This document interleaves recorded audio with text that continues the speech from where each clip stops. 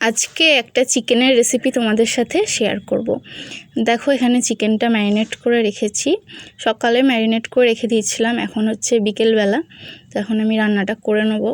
আয়ুষ গেছে পড়তে, তো ও এলে আমরা একসাথে খাবো দুজনে।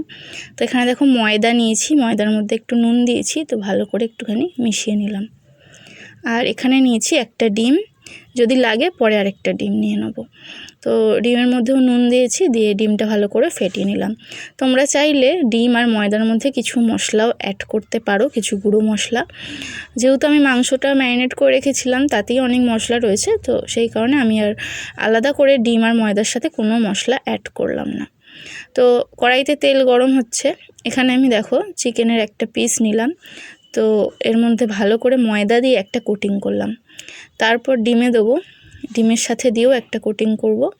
তারপর আবার ময়দায় দেবো, দিয়ে আরেকটা কোটিং করব। তোমরা চাইলে আরও 2-1 বার করে নিতে পারো।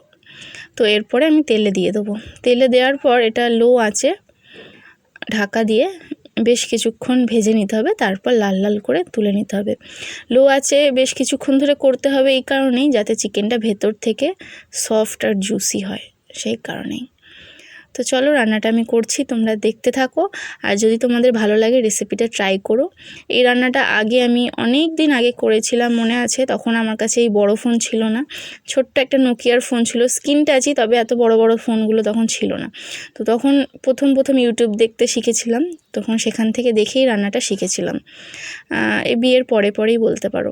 তখন সানডেতে কিছুটা চিকেন এরকম রেখে দিতাম, সন্ধেবেলা হলে খেতাম।